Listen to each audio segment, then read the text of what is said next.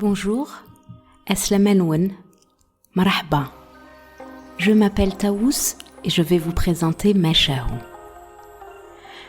Mashahou est un podcast de conversations intimes avec des Algériens et des Algériennes qui entreprennent dans le milieu artistique et culturel.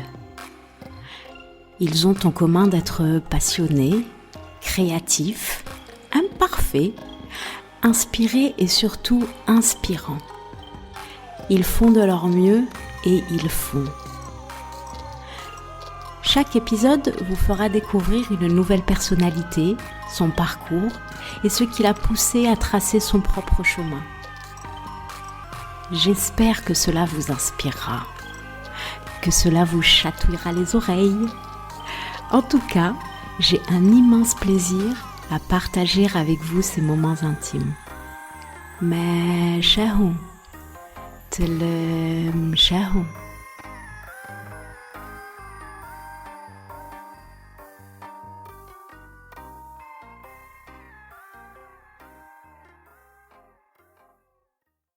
Dans cet épisode, je rencontre Leïla Assas. La première fois que j'ai vu Leïla, c'était à Meltinar, une école d'enseignement artistique où j'interviens en tant qu'intervenante théâtrale.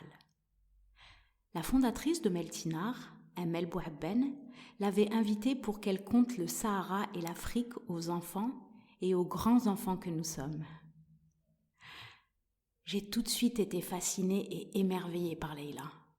Elle a réussi en peu de temps à me faire voyager, à me replonger dans mes souvenirs d'enfance. Et surtout, elle m'a fait retrouver, le temps d'une histoire ancestrale, mon âme d'enfant. Avec Leïla, nous avons parlé de la place du français dans l'éducation nationale, du Sahara, avec toutes ses particularités. Nous avons aussi parlé de brassage et du sens des mots. Mashahou. Mashahou. Bonjour Leïla. Bonjour Taous. Ça va? Oui. Merci beaucoup de m'ouvrir les portes de chez toi. On est dans un super petit salon hyper cocooning. Merci. Tu m'as offert des graines de joujouba, c'est ça? Des petites graines non, là. de jujubier. Du jujubier. Des baies de jujubier. Des petites dattes. Il y a un super joli tapis.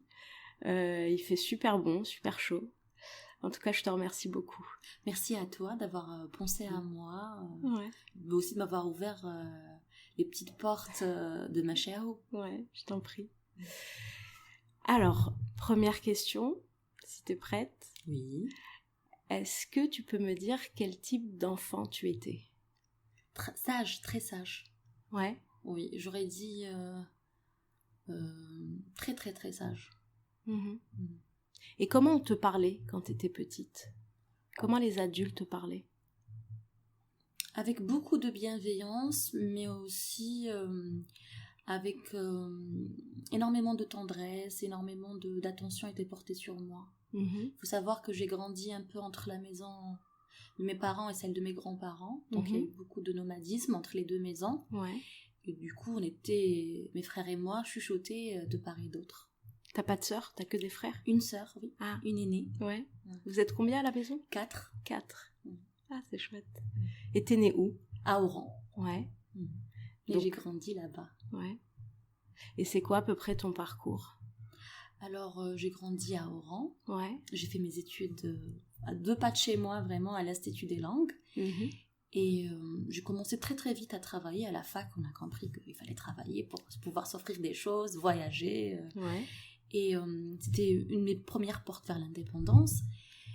Et très très jeune, j'ai été impulsée dans des domaines où, en fait, dans une dynamique capitaliste, où j'étais dans un call center, promue très rapidement. Ouais. On était vraiment jeunes, fougueux, et il y avait, on avait pris conscience qu'en fait, qu'il y avait du boulot, Mm-hmm. qu'il y avait aussi, en fait, de l'argent. C'était toute une dynamique qui s'est mise en place très très jeune, Mm-hmm. où on se voit Mais vraiment, en fait, plus tard, j'ai fait ce travail sur moi, où j'ai beaucoup lu sur la question. Mais on est très vite happé par le capitalisme, par ce système. On est d'abord indispensable, on est valorisé. J'étais chef de plateau, je bossais très très dur, on me rappelle, mais je compensais en faisant la fête aussi. Voilà. Donc c'était ça mon équilibre à Oran. Et je continue. Ouais, voilà. Vas-y. Et après, un jour, j'ai eu un déclic.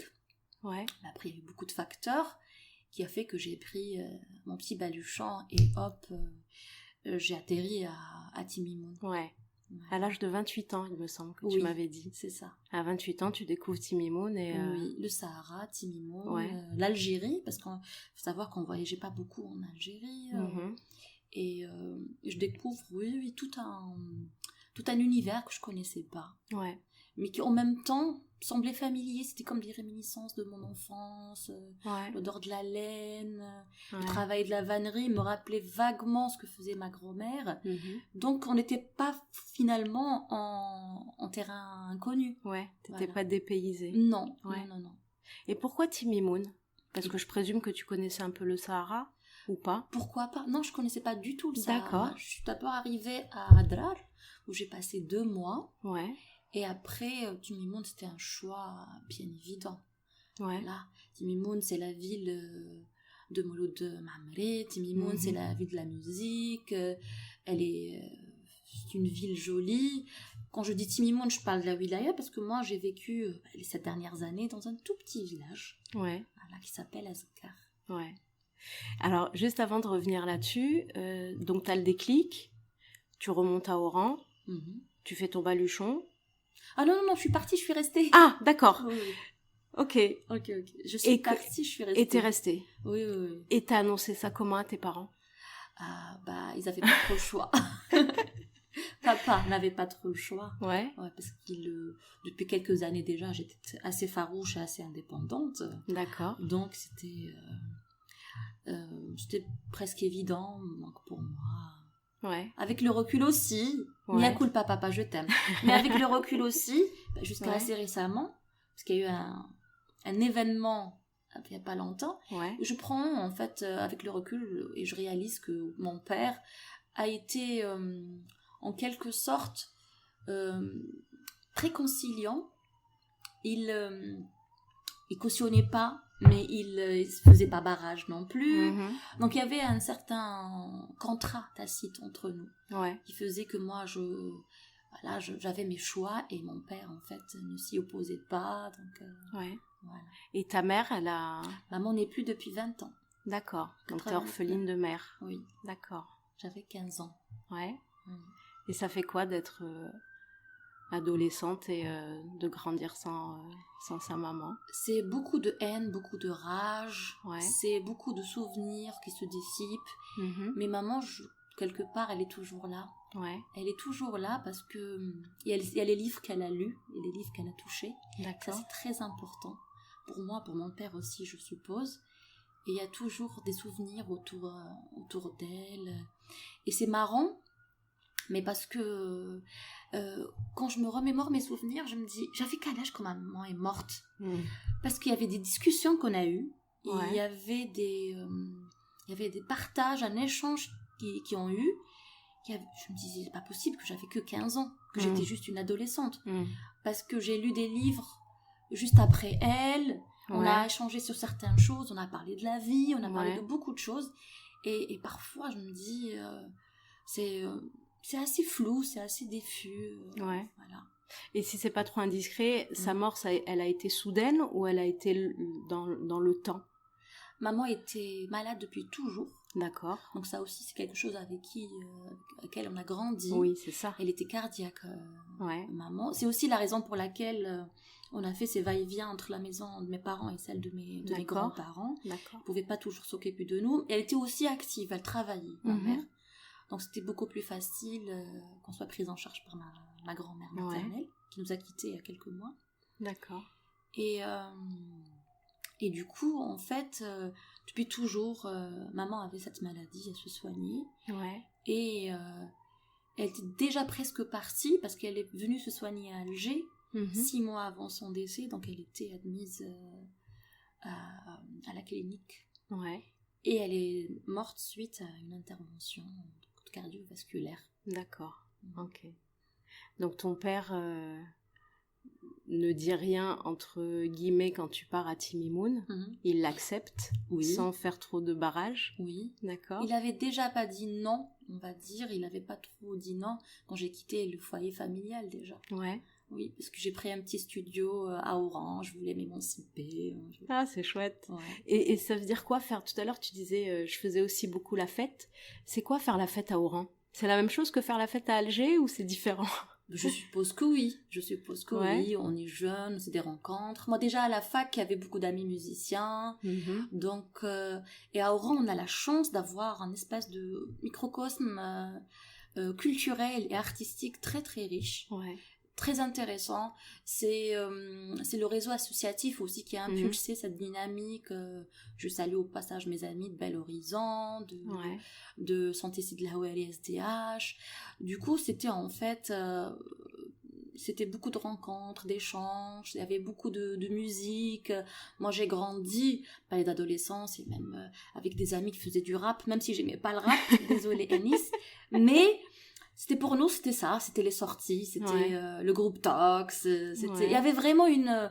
Et ça aussi, après, quand j'ai bougé, rien qu'en faisant la comparaison avec d'autres villes vraiment limitrophes d'Oran, et je me dis, on a de la chance de grandir dans une grande ville, l'accès au travail, l'accès aux loisirs, l'accès à beaucoup de choses. Et puis, Oran aussi, c'est une ville côtière, donc que demande le peuple? Ouais, exactement. Et très agréable aussi à vivre. Donc on a vraiment pour tous les goûts, pour les amoureux de la nature, donc Oran, elle est magique, Oran. Ouais. Et pourquoi tu décides de la quitter alors? Pourquoi je décide de la quitter? Très bonne question. J'avais envie de voir autre chose, j'avais envie de changer de cap, j'avais envie de tester de nouvelles choses. Donc tu arrives à Timimoun. Oui. Et qu'est-ce que tu fais à Timimoun? Qu'est-ce qu'on fait à Timimoun? Déjà, comment on est perçu? Une jeune fille de 28 ans qui arrive avec son baluchon et qui s'installe non pas à Timimoun ville, mais en plus dans un petit village à côté. Comment on arrive à se faire sa place? Il faut savoir qu'il y a un contexte. Je suis arrivée l'instit du village. D'accord. Donc c'est une autre aura, c'est un autre contexte. On est tout de suite pris en charge. Donc moi, quand j'ai décidé de m'installer à Timimoun, j'ai fait les démarches pour être acceptée, en fait, donc des démarches auprès de l'académie de Adrar. Du coup, je suis arrivée au village. Avec la casquette institutrice. Absolument. Ah, d'accord. Absolument. Okay. Oui, je suis arrivée avec la casquette institutrice. J'ai adoré. Et pourquoi Azgar? Parce qu'on m'avait dit que c'était le village le plus mbahar du Gourera et qu'ils n'ont jamais eu de prof de français. D'accord. Et moi, je me souviens de cette scène où j'étais reçue par le directeur de l'académie et justement, il y avait la répartition des postes vacants. Et derrière lui, il y avait la map de Adrar, Wilaya, donc à l'époque c'était la grande Wilaya, et il me montre, m'a dit c'est ce point-là, et m'a dit, et ils n'arrêtaient pas de répéter Mantiqa Naïa, madame, c'est une zone aride. Donc Naïa c'est vraiment aride, rien qui pousse, rien, c'est la mort, fuyant. Et je lui dis c'est là où je veux y aller, parce que j'ai passé quelques temps à Adrar que j'ai pas aimé. D'accord. Adrar comme ville cosmopolite, comme ville très intéressante, très animée, mais c'était pas mon Sahara, c'était pas le Sahara du Petit Prince, c'était pas le Sahara de Boujdara, c'était pas le Sahara que j'ai tissé dans ma fantasmagorie. J'ai dit non, même pas à Timimoun, je veux aller là. Puis j'aime bien le nom, j'aime bien, c'est sur un axe routier, c'est des pistes et même pas des routes. Je veux être là. Vous êtes sûre, madame? J'ai dit oui, je veux être là. Et ce qui est marrant aussi, c'est que on sent bien le bureaucrate bien nanti sur son fauteuil, pas siège, parce qu'il me dit voilà, il m'a expliqué, vous prenez le bus, nanana, puis transport, vous serez à l'école. J'ai dit ok. Il faudra, mais par contre, se lever très tôt le matin, prendre le départ 6h du matin de Adrar, parce que j'étais encore à Adrar. J'ai dit ok. Ça m'a pris 24 heures quand même pour arriver au village. Donc lui, il était vraiment loin des réalités. Je suppose qu'il vit à Adrar même, qu'il doit avoir un véhicule de fonction, qu'il occupe de hautes fonctions. C'est ça. Mais c'est marrant parce que je prends le bus, j'arrive à Timimoun, point de repère, j'appelle le directeur, il m'envoie un autre directeur, puis j'arrive, et c'est là que j'ai compris tout de suite la solidarité et la vraiment tuisa entre les gens de Sahara. Parce que il me prend, il me dit ok, il me dépose chez sa femme, je la connais pas, j'étais gênée et tout. Et après il m'explique que mon école est encore plus loin, qu'il n'y a pas de transport. D'abord j'arrive dans un autre village, parce que c'était le seul axe de transport en commun. Routier. Il vient me récupérer, il m'emmène dans son village à Gentour. Je passe la nuit, je fais la découverte d'un gentil couple, vraiment adorable, qui m'ont accueilli. C'était vraiment mes premiers voisins, mes premiers amis. Et que le lendemain, hop, je suis à mon école. Et là, découverte. J'arrive.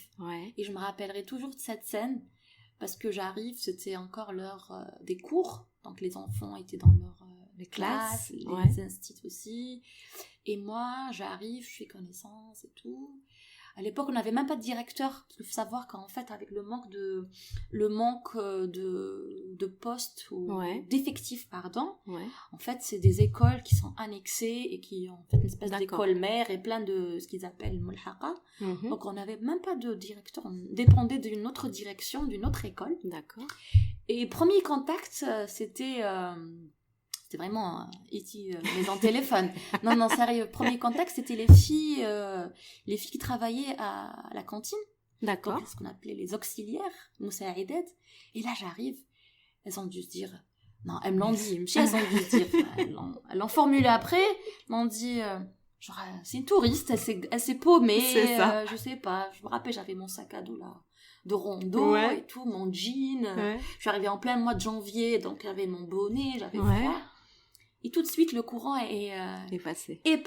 Tout de suite, le courant est passé. Et puis, je découvre là où je vais dormir. Ok, c'est pas très top. Et on va arranger ça. Et elles étaient vraiment adorables. C'est mes amies jusqu'à présent. Bien sûr.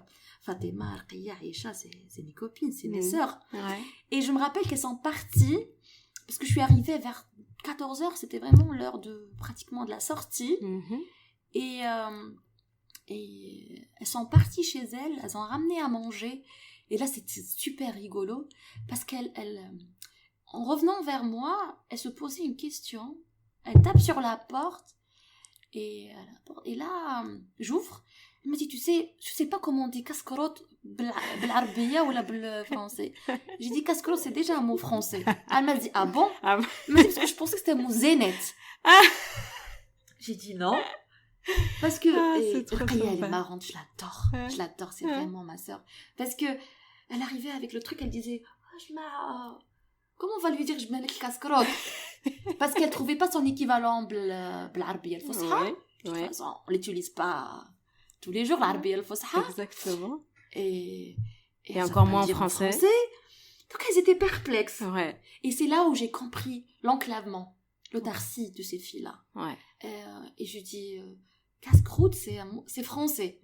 Elles étaient choquées et elles disaient je parle français. C'est trop bien. Et là je lui dis bien sûr, et j'ai dit casquetta. Il me dit oui casquetta. Volant. Bah oui, volant. Ballon. Je dis tu vois que tu parles français. Et c'est comme ça que j'ai trouvé le déclic pour communiquer avec mes élèves. Parce qu'il faut savoir que dès que tu arrives, on te brief. Ces gens-là, parce qu'ils le formulent comme ça, certaines personnes, ces gens-là, faut pas faire trop d'efforts. T'es là pour remplir une fonction administrative, t'es là parce que je dois correspondre à un chiffre dans un quota. Et ils vont jamais assimiler le français. D'accord, Et déjà ça avec des a priori, Oui, beaucoup. Et c'est comme ça que j'arrivais un peu à décoincer mes petits, parce que je disais, comment vous appelez ça? Je faisais le geste casquetta.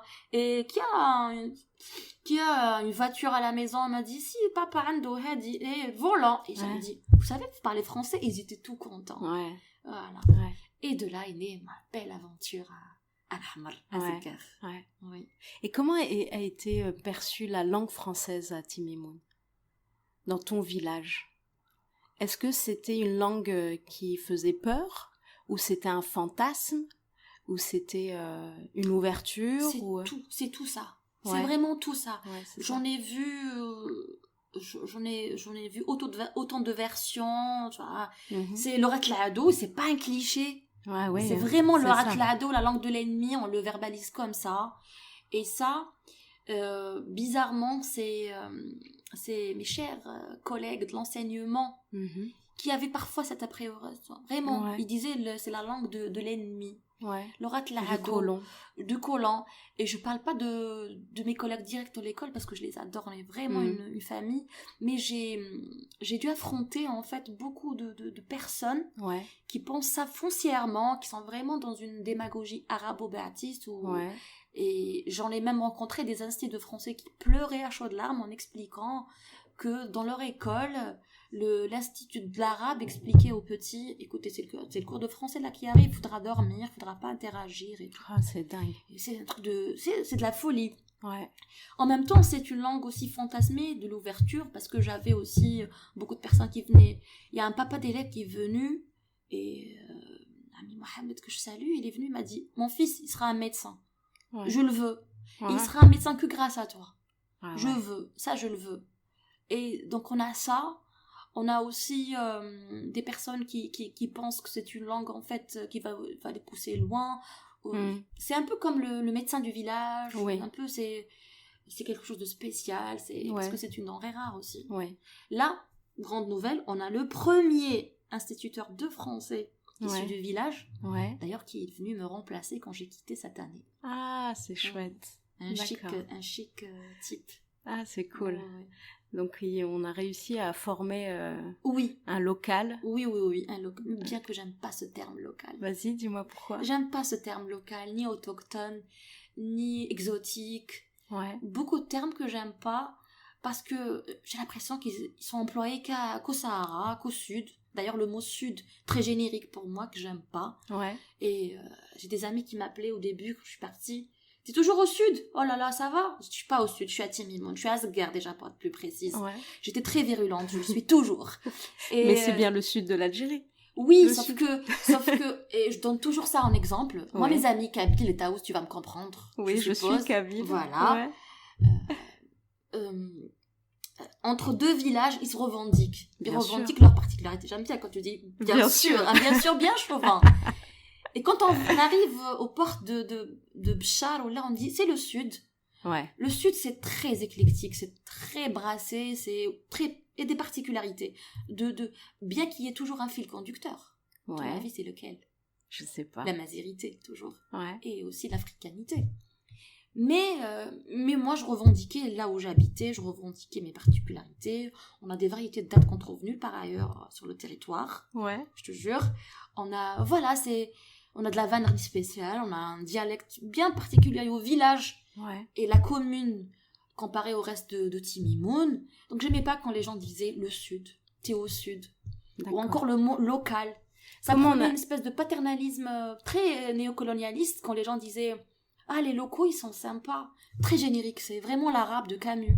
J'aimais pas ça. Ouais. Petite parole. Alors, comment je dis les habitants de ton village? Comment on les appelle?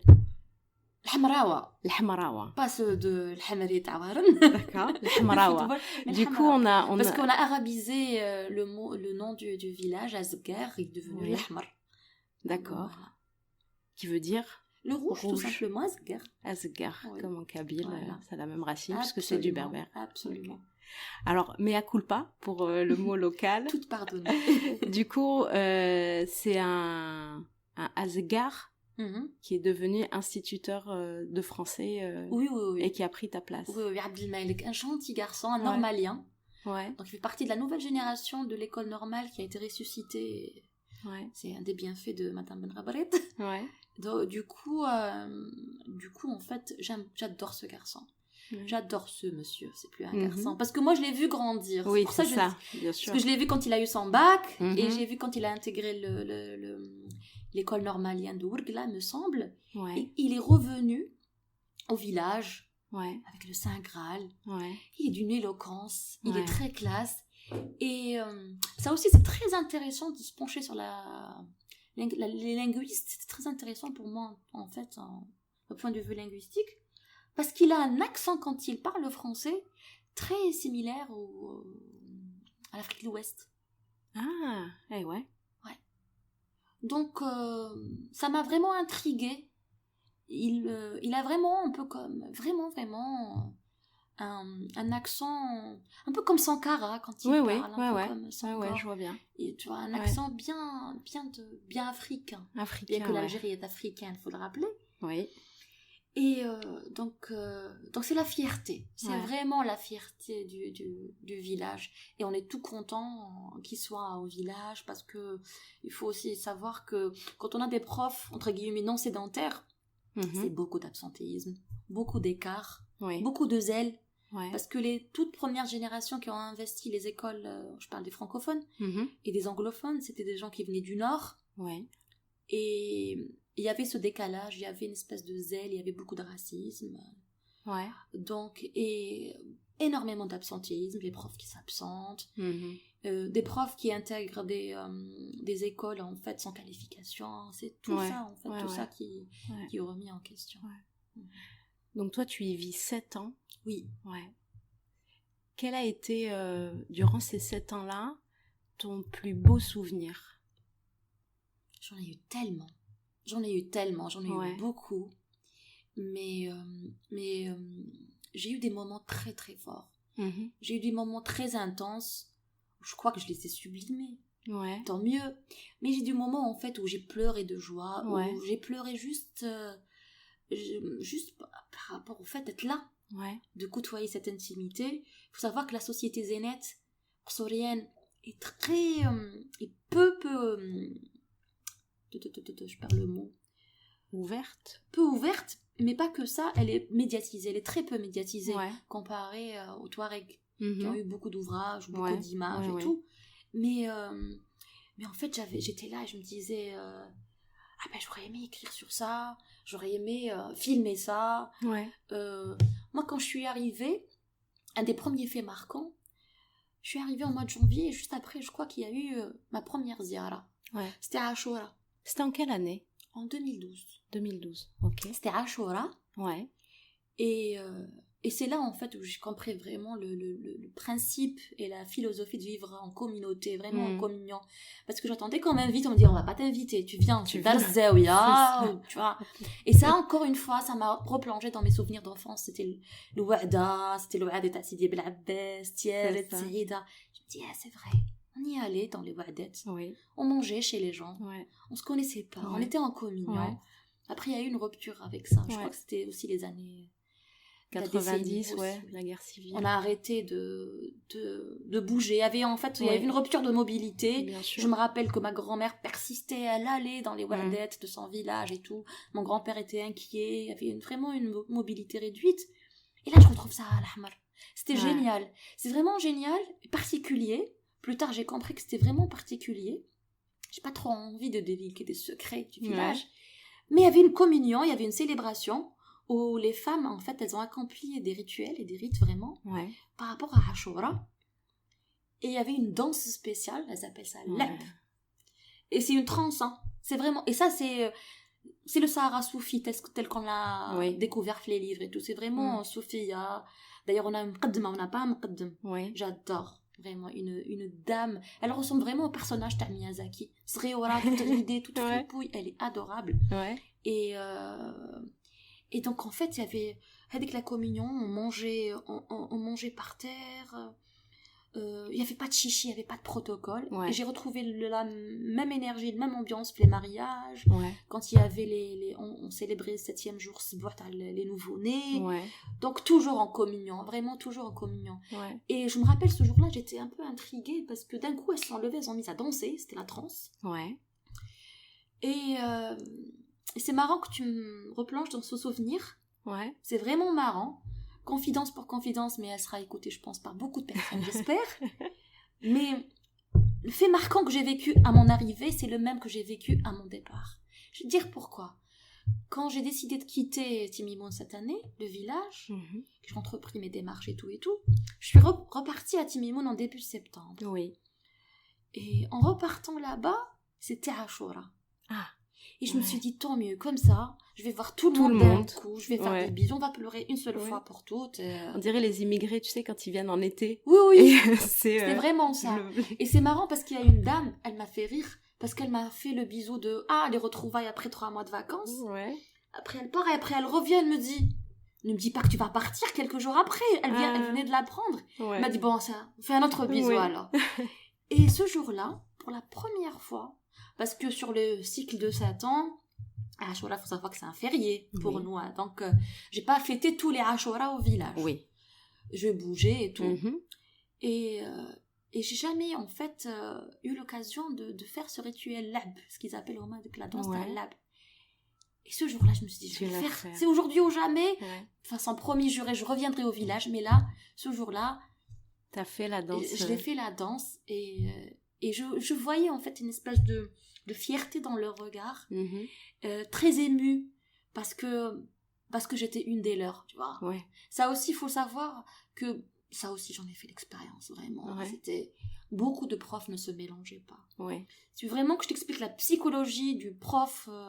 Ouais, je vois très très bien. Ah, ça c'est. Et je pense que les auditeurs aussi le perçoivent. Ouais. Mais et c'est marrant parce qu'une amie tombe sur un espèce de rapport de Fanny Colonna dans les années 70. Elle me l'envoie, elle me dit c'est exactement ce que tu me racontes. Ouais. Une amie qui habite à Timimoun. C'est vraiment cette distance avec. Ouais. Allez, on va le dire juste une fois. Les locaux.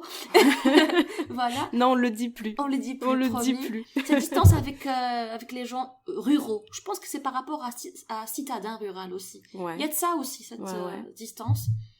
Et puis il y a lettrés, aussi... pas lettrés, je sais pas comment ils fonctionnent. Il y a l'homme blanc et l'homme... Belek aussi. Bien sûr. Il y a du racisme. Il y a du racisme bien sûr. sur tous les plans, qui fait que les profs ne se mélangeaient pas. Et même les gens qui viennent du Sahara.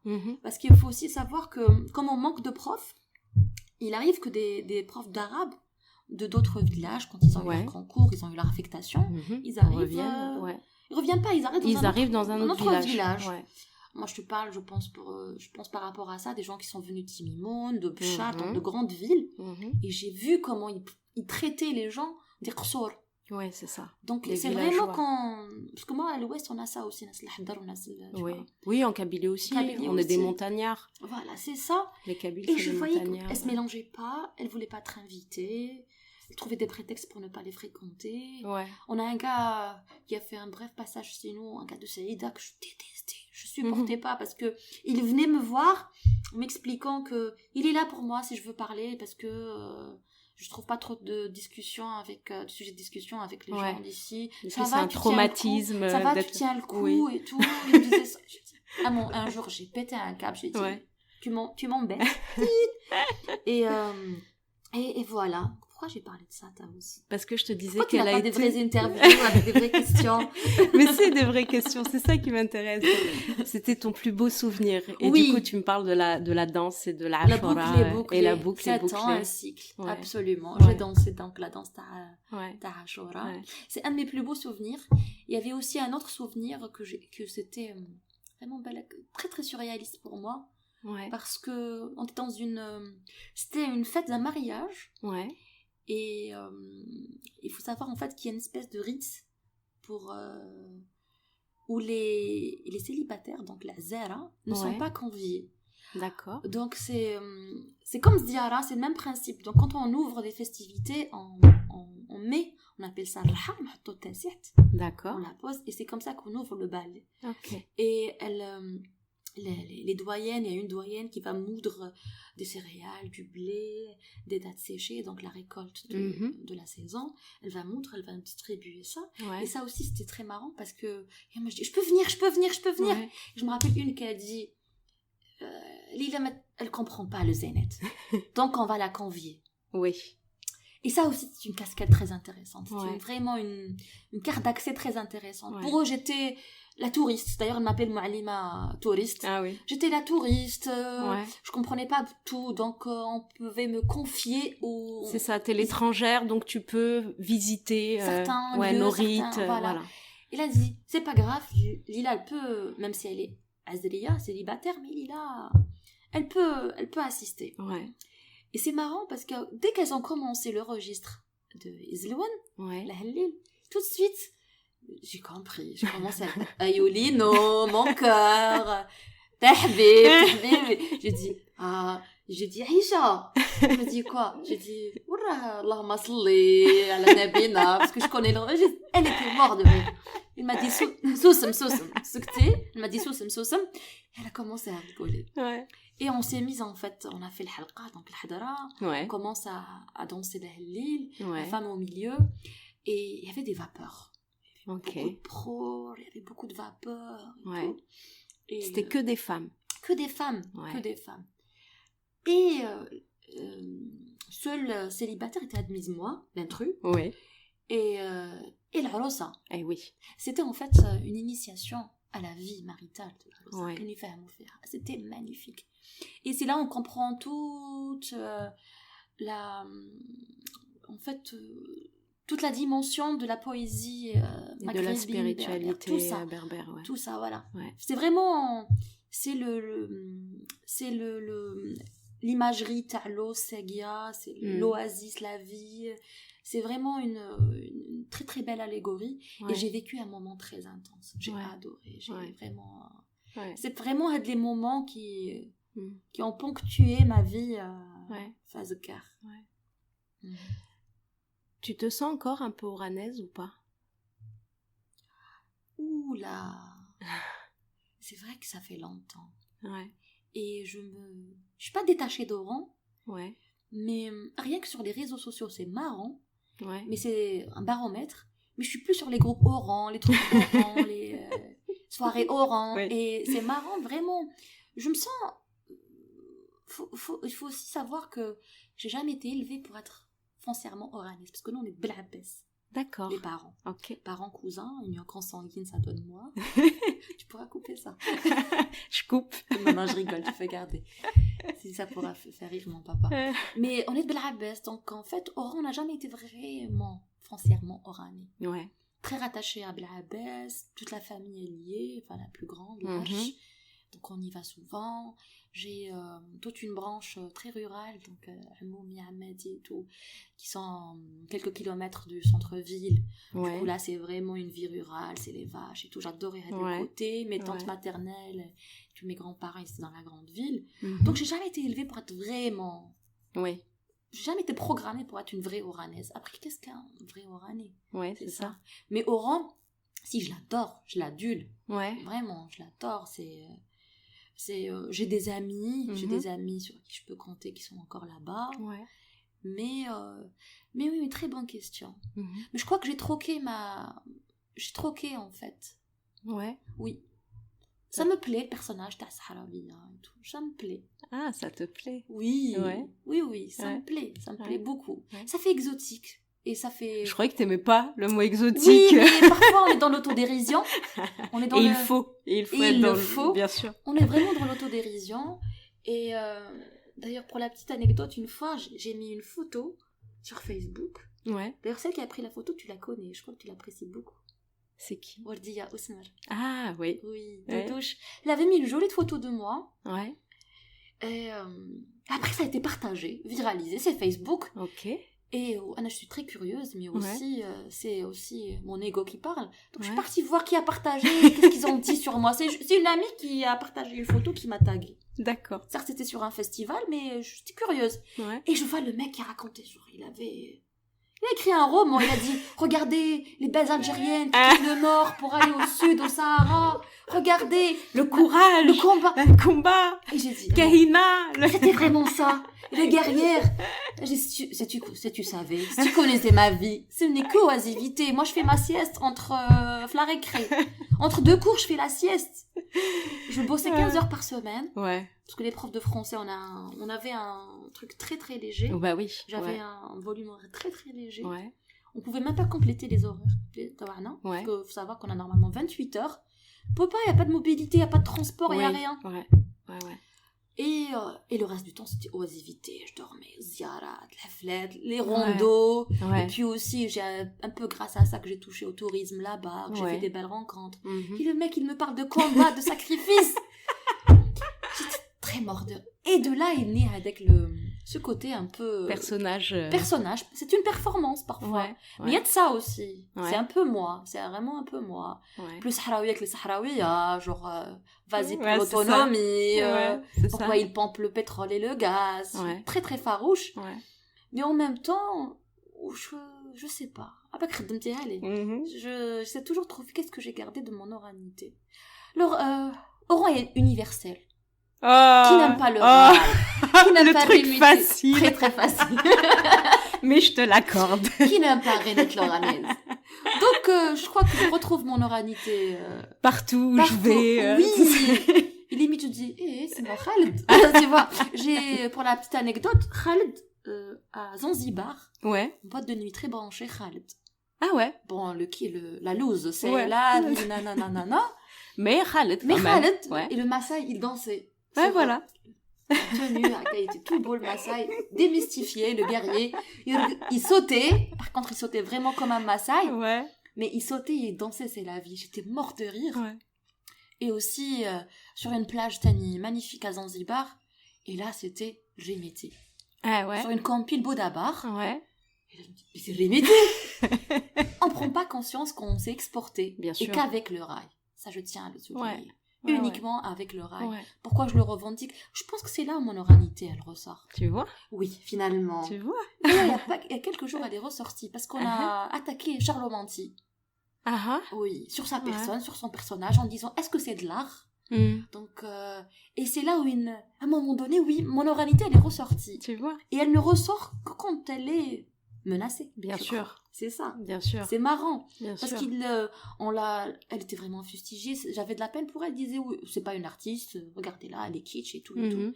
Et là, j'ai dit, à un moment donné, je pense que quand les Sex Pistols ou quand les grands rockers ont commencé à chanter C'est donc exactement. l'amour et tout ça, vous pensez que les puristes, ceux-là qui aiment la musique classique, réagissent pareil. Bien sûr.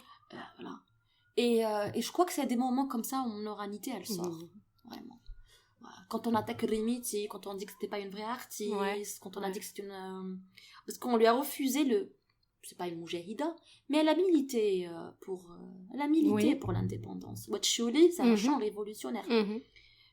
J'ai écrit un papier d'ailleurs sur ça. Ouais. Et les gens, on me rappelle, étaient très virulents quand on partageait l'article. Ils disaient Hadama Bqana, voilà, Rémiti, révolutionnaire. Ouais. Ben oui, Ouais. elle était beaucoup plus révolutionnaire que Ibn Badis. Beaucoup. Plus. Beaucoup plus qu'Ibn Badis. À mon sens, c'est dans le contexte de l'époque. Bien sûr. Bien Donc, sûr. ça n'est pas- c'est important que je dise ça à l'aune du Hirak. Mhm. Parce qu'il y a des artistes engagés, donc que je salue énormément, beaucoup d'amis qui sont artistes, qui ont porté leur voix, sont conscients de leur aura et de leur notoriété, Et qui sont en prison. et beaucoup sont en prison. Ouais. Donc ôter cette particularité à Rémité, je trouve ça dégueulasse, juste Ouais. parce que c'est le rail, parce que Mhm. c'est cheap, et c'est là où je deviens oranaise. Ouais. Ouais, vous savez, non. C'est vrai que j'étais confrontée à ça quand je commençais à venir à Alger et tout. Ouais. Oui. Ouais. On me félicitait de ne pas avoir un accent. Ouais. Quand je parlais aussi en français, on me félicitait d'être cultivée. Ou on Ouais. s'étonnait, Ouais. d'agréablement surpris. Mhm. Donc j'ai eu beaucoup d'échos comme ça, qui à un moment donné, voilà. Ouais, voilà. Jusqu'à c'est ça. maintenant, quand je fais mon marché, que je lance un... En plus, moi j'ai des mots qui sortent, un petit Oui, mimoun, bien tu sûr. vois. Ouais. Je me dis, oh, T'es inclassable. C'est oui, bien du je coup. crois. Oui, je suis inclassable. Et je Ouais. le fais exprès. Bien sûr. Je le fais exprès. Bien sûr. Je peux même parler hassania si je le fais. Voilà. Voilà. Toute l'Algérie est en toi en fait. Je l'espère. Bien sûr. Je l'espère. Ouais. Oui, je m'approprie beaucoup de culture parce qu'on nous a éduqués Mhm. dans le séparatisme. Bien sûr. Moi aussi, j'ai des amis kabyles qui me disent « Oh, tu écoutes du Ma'toub ?» Bah oui. Oui, comme j'écouterais du Nina Simone. Oui. Bah oui, pourquoi pas. Ouais. Vous pensez que je comprends vraiment l'anglais, moi. C'est ça. Mais oui, c'est... Après, tu en fais une recherche sur le texte. Mhm. Je connais, oui. Ouais. Ben oui. Ouais. Et pourquoi, en fait, par exemple, par rapport à la réception critique, pourquoi du Tinariwen serait beaucoup plus, en fait, plus logique pour nous quand on écoute du Tinariwen qu'on écoute du Ma'toub. Mhm. Pourquoi ? Parce qu'en fait, c'est notre marchandise. Mhm. Elle est repartie en Occident, elle est revenue world music. Mhm. Et c'est ça aussi que j'ai toujours combattu. Ouais. C'est que parfois, ندخلوها تاني world music, s'il te plaît. Ouais. ندخلوها مع exotique, Oui. collant et Oui, tout ça, oui. néocolonialisme. Ouais. Parce que Parce que moi, j'ai écouté des journalistes, j'ai lu des journalistes qui nous qualifient, nous, notre musique, de world music. Ouais. Qu'est-ce que la world music? C'est un positionnement. Parce que pour moi, la musique classique, pour moi, c'est de la world music. Écoute, elle vient d'ailleurs, elle parle à mes sens, pas du tout à ma raison. Ton intellect, ouais. Voilà, mon intellect. Elle parle vraiment à mes sens, à mon affect. Et voilà. Donc, les terminologies commencent vraiment à me poser problème. Et je sens que je commence, moi, déjà à embêter mon entourage. Parce que je dis, il faut pas dire ça, il faut dire ça. Non, mais ça, c'est ethnocentriste. Et non, voilà. Je me perds parfois dans cette petite terminologie. Ouais. Voilà. Quand on juxtapose berbère et africain. Non. Le berbère, c'est africain, s'il vous plaît. Ouais. Tu vois. Le berbère, c'est africain. Quand on parle d'une exposition, on dit oui, on y a vu présenter des articles berbères et africains, ou algériens et africains. J'en ai lu et vu des choses comme ça. Le dialecte Tabelbala, c'est un mélange d'arabe et d'africain. Ça n'existe pas pour la langue africaine. Voilà. Un mélange de amazigh et d'africain. Donc, je pense qu'il y a une espèce de mollesse intellectuelle.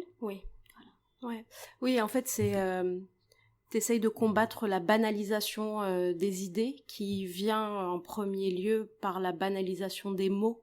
Absolument. Voilà, parce que du moment où le mot devient banal dans le langage populaire ou dans le langage de quotidien plutôt, l'idée va avec. Et petit à petit, on forme... Kahlouche. Voilà. Kahlouche, c'est top of mind. Première réponse qui me vient à l'esprit, Kahlouche. Et j'en connais beaucoup d'amis bienveillants qui sont pas racistes, qui m'ont dit non, mais à un moment donné, en fait, nous on le dit spontanément, nous on est comme ça, les Algériens, on est imagés. Eh ben non, moi j'ai vécu une réalité où Kahlouche, c'est hartani, tu es ramené à une condition. C'est un mot raciste. C'est un mot raciste. C'est parce qu'on insulte. C'est vrai qu'un goulou est Roger. Mais on insulte, voilà. Mais Kahlouche, c'est très fort. Bien sûr. C'est très très fort. Oui, c'est l'esclavage. Absolument. C'est fort parce qu'il porte une charge sémantique. Oui, sémantique, historique. L'histoire de l'Afrique, l'histoire de l'esclavage. Bien sûr que les mots que l'on utilise sont hyper importants. Et que la banalisation des mots, faut commencer à prendre conscience de ça. Absolument. Et c'est marrant qu'on parle de ça, toi qui es une ancienne institutrice, puisque pendant 7 ans, tu as transmis un savoir à des enfants. Oui. Moi, ma question, c'était est-ce que tu penses que tu aurais utilisé les mêmes méthodes d'apprentissage avec des Oranais, par exemple, que des gens de ton village? Par rapport à l'accès à la langue? À la le contexte, la méthodologie, tout ça? Non. Je n'ai enseigné que dans la même école pendant 7 ans. Donc, je n'ai pas du tout côtoyé l'enseignement ailleurs. Mais j'ai des échos, mon frère est prof au collège. Mais c'était vraiment particulier. Et quand j'ai quitté Timimoun et j'ai quitté l'enseignement, on me disait, mais non, tu pourrais enseigner à Alger, tu pourrais trouver.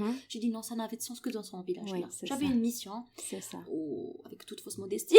Mais c'est un contexte pour moi. J'avais envie de faire ça. À cet instant T, j'ai pas envie de faire ça ailleurs. Mais oui, c'était un vrai challenge parce qu'ils étaient pas du tout francophones. Et un enfant, on pourrait lui apprendre le mandarin si on veut. Oui, bien sûr. Donc c'était d'abord le double challenge parce qu'on disait qu'ils n'étaient pas aptes à assimiler les langues. Mais aussi pour moi, parce que j'avais jamais enseigné avant. Mais c'est fait que c'était d'autres méthodes. Ça passait beaucoup par l'expression théâtrale. C'est ça. Ça passait beaucoup par l'image, par la vidéo, par le ludique, par le conte. Voilà, je comptais aussi pour les enfants.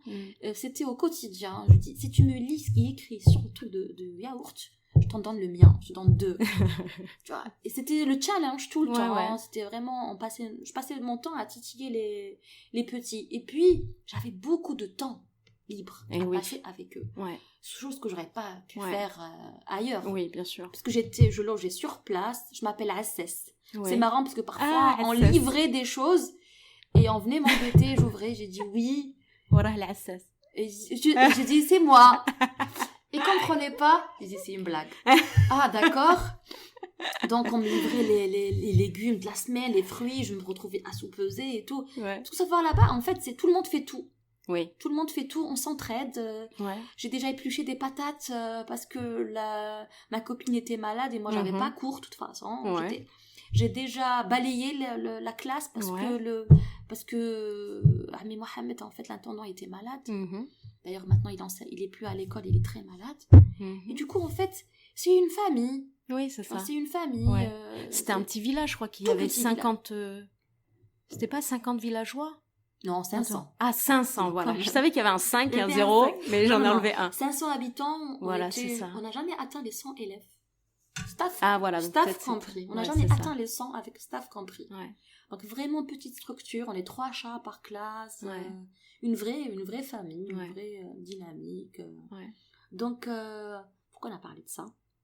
C'est pas grave. Par rapport au contexte, oui. Non. Ce que j'ai donné, ce que j'ai reçu là-bas était vraiment particulier au contexte. Ouais. Et si ton village était une émotion, ça serait laquelle? Un coucher de soleil. Ouais. Oui. Et si toi, maintenant, est-ce que tu peux te remettre, il y a encore quelques mois, t'essayes de te voir dans ce village-là, qui est un coucher du soleil. Si toi, tu étais une émotion, ça serait quoi?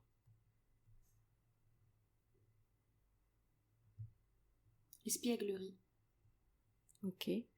C'est une émotion, je crois. Oui. L'espièglerie suscite de l'émotion. Bien sûr. Voilà.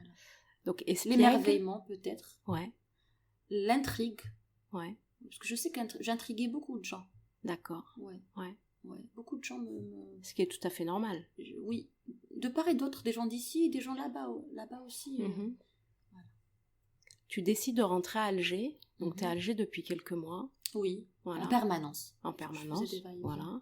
Donc, tu quittes, en fait, tu démissionnes de l'éducation nationale. Absolument. Voilà. Et tu reviens dans le Nord. Je peux dire le Nord? Oui. Alger. Tu reviens à Alger. Tel. Tu reviens Ftel. Oui. Voilà. Donc, tu reviens Ftel. Pourquoi tu es revenu? C'est pour Fouzi, mon amoureux. Faites mort de rire. Ah, tu l'aimes alors? Je l'aime, Fouzi. Ah. Il fait un direment du hachis. Je le vois venir, mais il est habitué. Je ne suis revenue au Nord, comme tu le dis, que pour Fouzi. Que par amour. Il le sait. Ouais. Oui, il m'a dit, j'ai peur que tu reviennes que pour moi. J'ai dit, je reviens que pour toi. Ouais. Voilà. Ouais. Absolument. Et donc, c'était espièglerie, émerveillement. Et maintenant que tu es sur Alger depuis quelques mois, si c'était une émotion, Leïla, ça serait laquelle?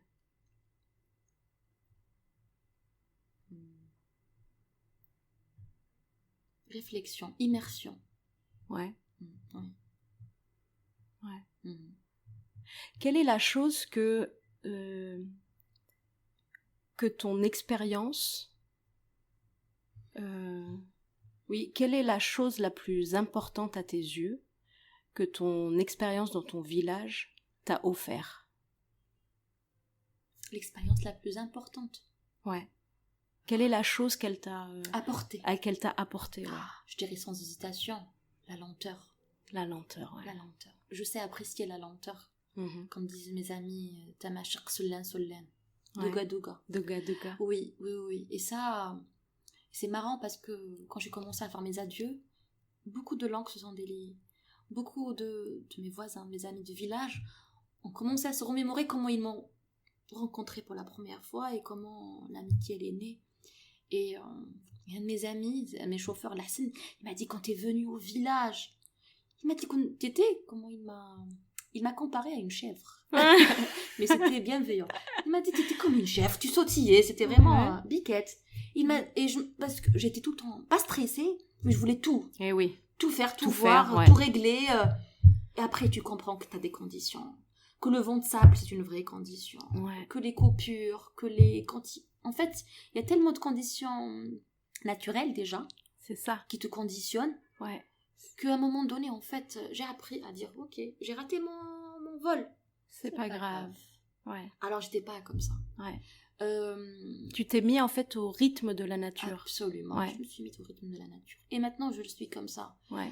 Et pour mon mariage, c'est marrant parce que on était tout en famille et tout. Mhm. Et à un moment donné, un cousin a dit, mais elle est pas stressée. C'était le jour de mon mariage. Hein. Ouais. Pas une semaine avant, c'était le jour, quelques heures avant mon... Et j'étais là, et eux, ils discutaient, ils planifiaient des choses.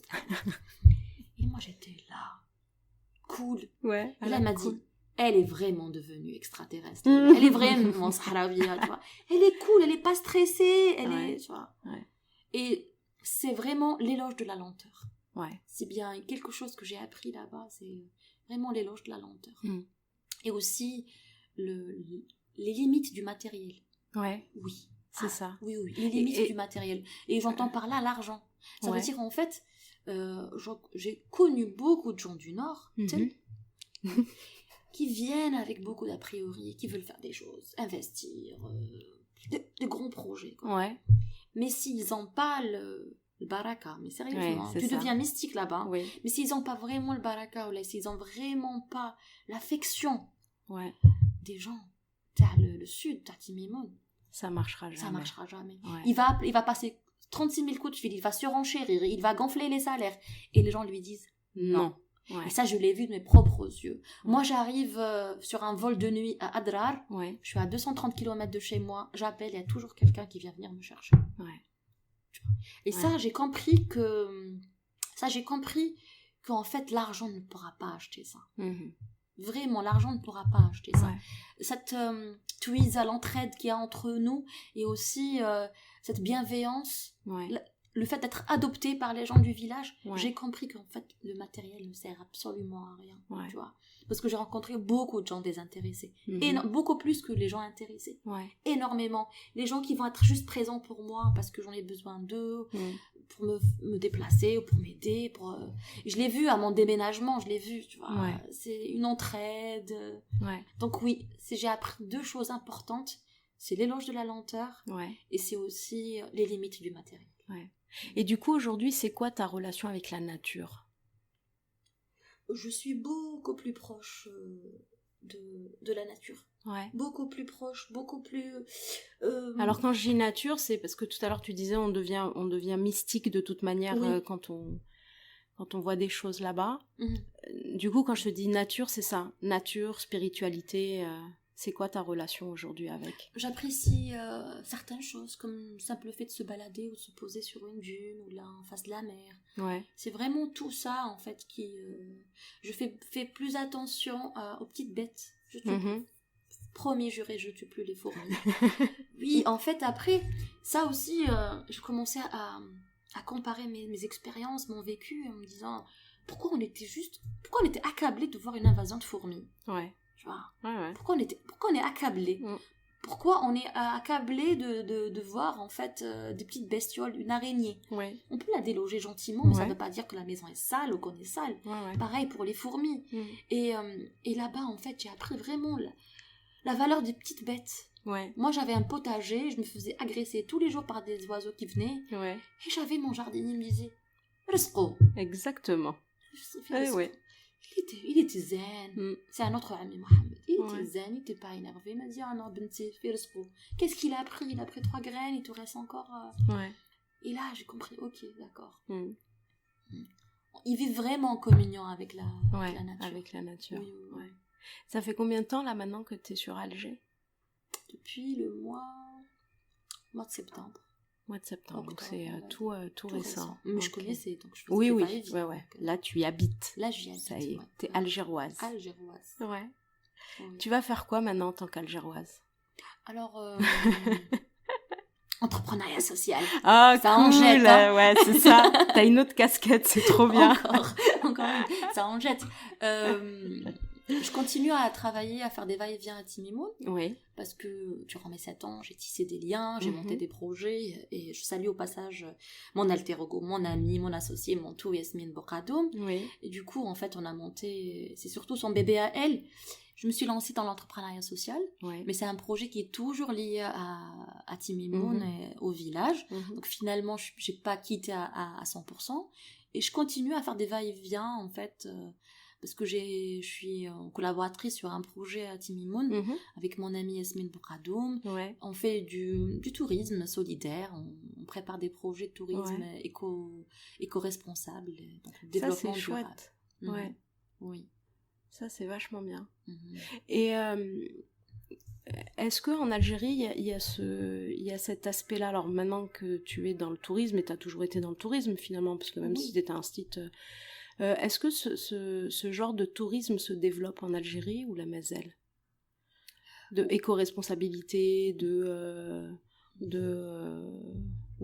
commerce équitable, parce que qui dit tourisme dit commerce. C'est ça. Ça devient une trend, et c'est tant mieux pour nous. Et bon, la tendance est venue de l'étranger. Bien sûr. Toujours. Mais je vous dis, en fait, ils refont le packaging de nos propres produits et ils nous donnent ça. Mais oui, ça se développe. C'est un tourisme à la carte. C'est un tourisme qui peut être beaucoup moins cher que le tourisme dit de luxe, même si je trouve pas qu'il y ait beaucoup de tourisme de luxe en Algérie. Le mot est trop fort et le mot est trop pompeux. Oui, bien sûr. Mais oui, c'est un tourisme en fait qui a toujours existé. C'est juste qu'on maintenant on lui a donné des termes, hashtag c'est ça. à la mode, c'est tout. Les jeunes qui prennent leur sac à dos pendant les vacances d'hiver et qui partent à Timimoun, qui louent un appart et qui mangent pratiquement ziyarat et tout, c'est de l'écotourisme, c'est le tourisme solidaire. Ça a toujours existé, le tourisme. Dire qu'on est en train de le développer, je trouve que c'est trop pompeux de ma part. On est juste en train de réactualiser, adapter peut-être les discours, faire des choses sur mesure. Mais ça a toujours existé. Et moi, je me rappelle, Yasmine me dit, moi, je veux faire du tourisme où le petit étudiant, il a un sac à dos, feu de camp, et il est là avec sa guitare. Et ce type de tourisme, il n'existe plus à Timimoun. C'est très cher. Tout le monde s'est aligné. Même s'ils n'offrent pas tous la même prestation. Et on bannit complètement, on zappe complètement le jeune étudiant, les petites bourses, les amoureux de la nature. C'est ça. Non, c'est toujours en fait circuit fermé 4 pendant tout le séjour. Et c'est pas vraiment nécessaire. À Timimoun, c'est des pistes praticables, c'est le Méharé, c'est beaucoup de trek. On peut s'éclater juste autour de la palmeraie de Timimoun, donc on est vraiment encore dans la ville. Et donc c'est vraiment en fait une manière de raviver un tourisme qui a déjà existé. Dis-moi Leïla, si tu avais des conseils ou un conseil à donner à des personnes qui veulent, je dirais pas quitter leur ancienne vie parce que c'est pas ce que tu as fait, mais en tout cas qui du jour au lendemain, alors avec beaucoup de réflexion, je pense que t'as vachement réfléchi avant d'aller à Timimoun. Alors, t'es en train de me dire non, mais réfléchis pas de manière rationnelle. C'est-à-dire que même si notre corps fait quelque chose, c'est que inconsciemment, il y a une raison à ça. Oui, forcément. Tu vois ? Forcément. Donc quand je te dis une réflexion mûrement réfléchie, c'est pas toi qui l'a, c'est ton subconscient qui a dû. En tout cas, il y avait une volonté de départ. Une volonté de départ d'un point, et t'es arrivé à un autre point.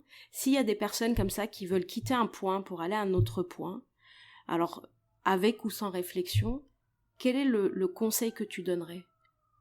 S'il y a bien un conseil que je pourrais donner, c'est vraiment être téméraire mais pas trop impulsif, et surtout ne pas avoir peur des problèmes matériels, le confort matériel. D'accord. Sa zone de confort, le confort matériel. Moi, quand j'ai quitté Oran, j'avais un boulot. Donc après, c'est intéressant en fait quand tu me parles de subconscient et tout ça, parce que j'ai fait cette expérience avec un ami. J'ai parlé du Sahara des années avant de quitter Oran. Oui. Tu m'as percé un jour. Et d'abord, je lui ai dit, écoute, j'ai toujours rêvé d'aller au Sahara. Et vivre. Et ce jour-là, il m'a dit quelque chose, très prophétique d'ailleurs. Il m'a dit, tous les mots que nous verbalisons, toutes les pensées que nous émettons, il m'a dit, elles sont jamais vaines, elles vont jamais disparaître, elles vont pas se désintégrer. Il m'a dit, c'est dans un tiroir. Exactement. Et un jour, tu vas tirer le bon tiroir. Il m'a dit ça, j'ai trouvé très gourou sur le moment, très perché. Très perché. Ok, d'accord. Et quand j'ai finalement atterri à Timimoun, quand je me suis bien installée, j'ai pensé ce qu'il m'avait dit Jamel. C'est marrant, j'ai dit, t'avais raison, j'ai sorti Il y avait un moment, en fait. Il y avait un moment où ce tiroir... voilà. Ouais. Donc, témérité et ne pas avoir peur de l'inconfort. Oui, c'est ça. Ouais. C'est ça. Ouais. Et au niveau émotionnel, s'il y avait un conseil que tu donnerais, quelle est l'émotion qu'il faut mettre en avant pour quitter un point et débarquer dans un autre point qui est complètement inconnu à nous? L'enthousiasme, toujours. Ouais. Oui, toujours. Ouais, être enthousiaste, ne pas douter, ne pas foncer droit à un mur, mais ne pas douter non plus. Ouais. En fait, dire, ok, ouais. On y va. Je l'ai fait à 2 reprises en 7 ans. Ouais. Donc c'est marrant, je le dis. Voilà. Ah, c'est marrant. Et là, c'est la première fois la plus difficile. C'est ça. Mais là, je compte aussi. 28 ans, c'est pas la même chose quand on le fait à... Absolument pas, à 35. Exactement, tu vois. Absolument. La dernière question qui est assez rituelle à Meshahou, c'est que signifie pour toi Meshahou? Meshahou, c'est le conte, c'est l'imaginaire. Ouais. C'est des sentiers, des petits sentiers, c'est pas des grandes routes. Meshahou, tel que je l'avais imaginé, après je l'ai découvert à travers les podcasts, c'est vraiment en fait l'envie d'émouvoir moi déjà, interviewer, et après de pouvoir en fait projeter cette émotion sur les auditeurs. D'accord. Voilà. Et quelles sont les personnes que tu souhaiterais toi écouter à Meshahou? Alors là, très bonne question. Les personnes que je souhaiterais écouter à Meshahou. Salima Abed. D'accord. Oui, je sais qu'elle a beaucoup de choses à raconter. Et Khalil, le photographe. D'accord. Ok. Oui, Khalil aussi, s'il accepte, parce qu'il est tout le temps en autarcie. Ben, j'essaierai de... Oui. Samia Skenazen, artiste peintre. Oui. Qui vit d'ailleurs en ce moment à Timimoun. Oui, je crois que ce sont des personnes que j'aimerais écouter à Meshahou. Ça marche. Et ben j'essaierai de les contacter, ce sera mon challenge. Ça marche. Et Ilham Qadi, parce qu'Ilham Qadi c'est une vraie magicienne. Elle a créé la maison du mandala, du mobilier design, elle a créé Dari, elle a créé Waxi. C'est une vraie africaniste comme moi. Ouais. D'ailleurs, je l'aime beaucoup pour ça. Elle voyage vraiment au gré de ses envies, en Mali, en Éthiopie, elle ramène des étoffes, elle ramène des idées. Ouais. Donc s'il y a quelqu'un vraiment que j'aimerais écouter, même si moi je la connais très bien, mais j'aimerais bien qu'elle se dévoile un peu. D'accord. Elle est sur Alger? Elle est sur Alger, oui. Ilham Qadi. Elle est photographe aussi. D'accord. Donc vraiment... D'accord. Tu me mettras en relation avec elle? Absolument. Ah, oui. Super. Voilà. Merci Leïla. Merci à toi, Taous. À bientôt. À bientôt. Merci à notre invitée d'être venue nous raconter sa Meshahou. Pour la suivre et prendre contact avec elle, nous vous avons mis toutes les informations dans le descriptif de ce podcast. Si vous avez aimé cet épisode de Meshahou, n'hésitez pas à vous abonner pour recevoir les prochains épisodes dès leur diffusion. Vous pouvez aussi nous aider à faire connaître Meshahou en parlant autour de vous et en laissant une note ou un commentaire sur l'application de votre choix. Si vous voulez prolonger la discussion, poser des questions, nous suggérer des invités, vous pouvez nous écrire sur les réseaux sociaux, par mail et sur notre site internet.